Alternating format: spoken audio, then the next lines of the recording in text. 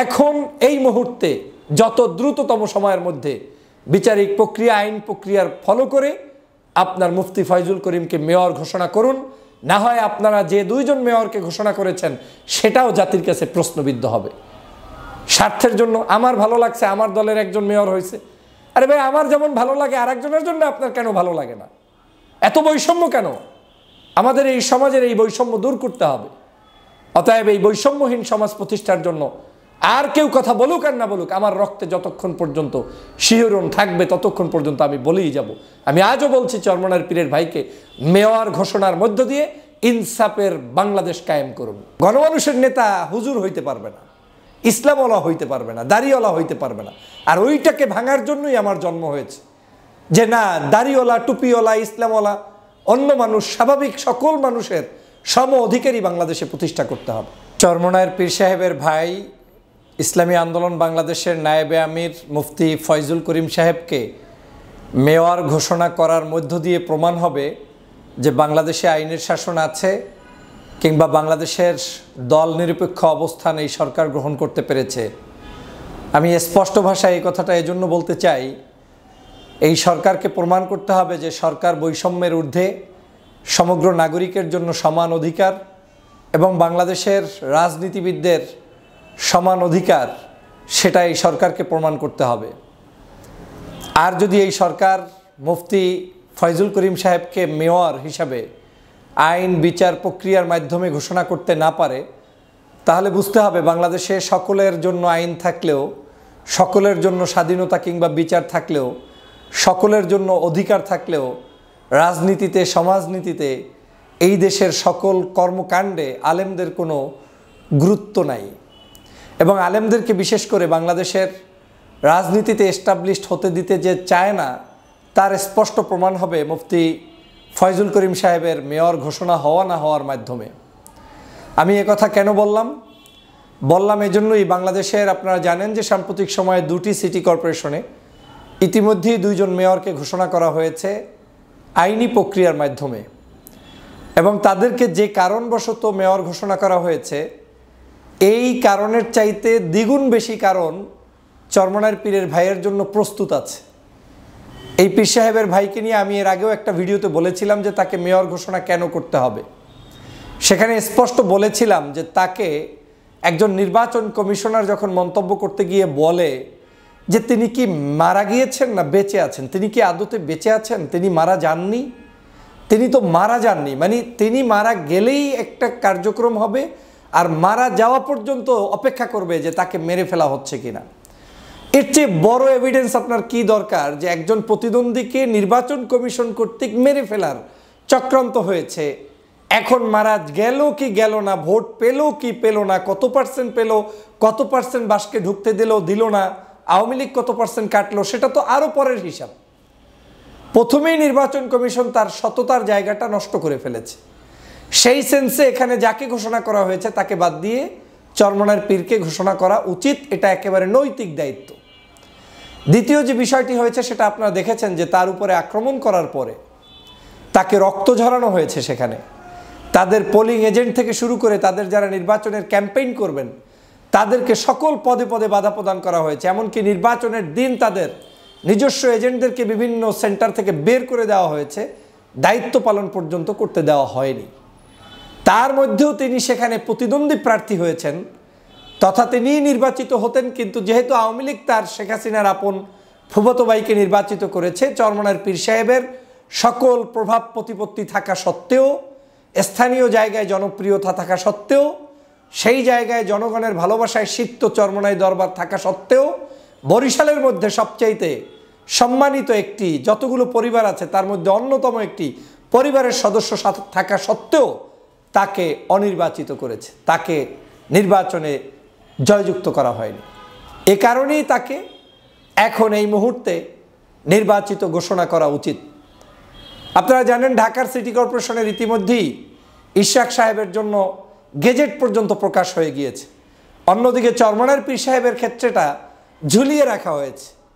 মনে হয় যেন আলেম সলাম মানে কালাম হইলেই, ইসলামিক কিছু হইলেই, দাড়ি টুপি থাকলেই তার কোনো অধিকার নাই, তাকে যে কোনো মূল্যে ঝুলিয়ে রাখো, মূলা ঝুলিয়ে রাখা হয়েছে। কেন রে ভাই, এত মূলা ঝুলানোর তো কিছু নাই।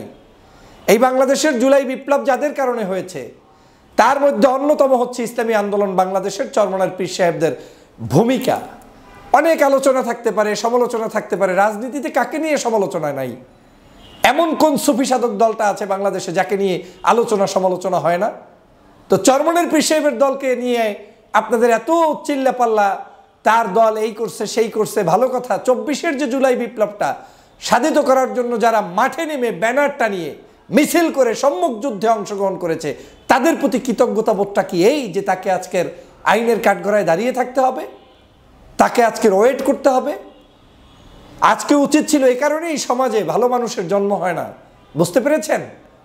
আজকে উচিত ছিল চরমনের পীরকে পুরস্কৃত করা, এ জাতির পক্ষ থেকে তাকে মূল্যায়ন করা, কিন্তু সেই মূল্যায়ন তো করলেন না। উল্টো তার নৈতিক প্রাপ্তি সেটাকে আপনারা দিচ্ছেন না।